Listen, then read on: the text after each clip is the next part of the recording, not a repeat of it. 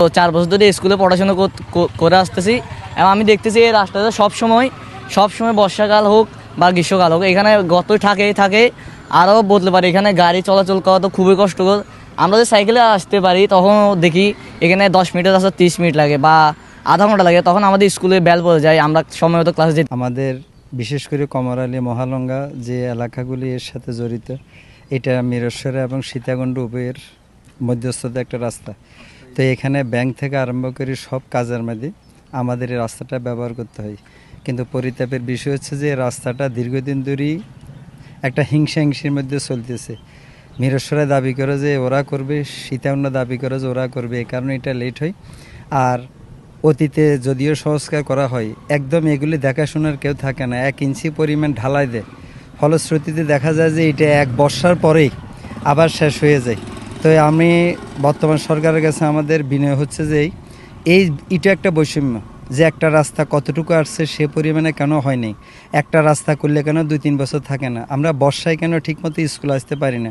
আমাদের ছেলে মেয়েদের কাদার কারণে, আমাদের রাস্তা কারণে ওদের ড্রেস নষ্ট হয়ে যায়, পরে বলে যে স্যার আমরা প্রথম ঘন্টা করতে পারবেন না, চলে যাই। তা আমরা আপনাদের মাধ্যমে সরকারকে জানাতেছে যে আমাদের রাস্তাটি বেশি দুর্ভোগ।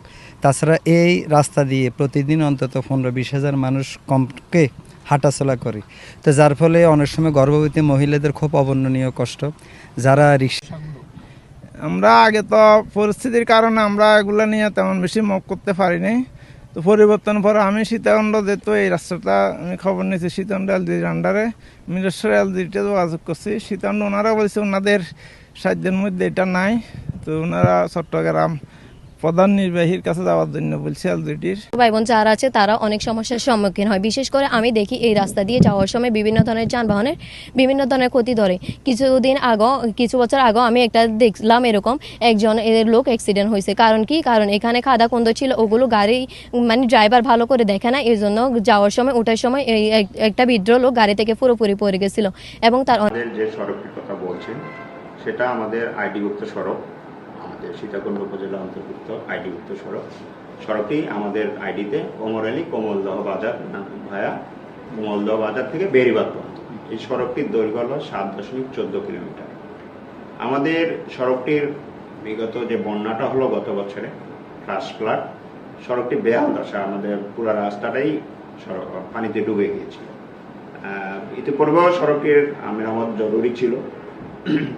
এই বন্যা হওয়ার পরে সড়কটির আরও বেহাল দশা হয়ে গেছে। আমরা এর জন্য একটা খসড়া প্রাক্কলন করেছিলাম, কিন্তু আমরা কোনো প্রজেক্টে এটা অন্তর্ভুক্ত করতে পারিনি। বর্তমানে চিটাং ডিভিশন ওয়াইডেনিং প্রজেক্ট নামে আমাদের একটা প্রজেক্ট চলমান আছে, সেই প্রজেক্টের সংশোধিত ডিপিপিতে এটা অন্তর্ভুক্ত করার জন্য আমরা প্রস্তাব প্রেরণ করেছি। সেক্ষেত্রে এই রাস্তাটি যদি আমাদের ওই প্রজেক্টে অন্তর্ভুক্ত হয় তাহলে আমরা ওই প্রজেক্টের আওতায় এই সড়কটি 18 ফিট চওড়া সহ পর্যাপ্ত মাটির কাজ, রোড প্রোটেকশন, রোড সাইন করে আমরা যে বেড়িবাঁধ আছে, বেড়িবাঁধের যে ব্রিজটা আছে মানে ওই হাইওয়েতে আমরা সংযোগ স্থাপন করতে পারবো।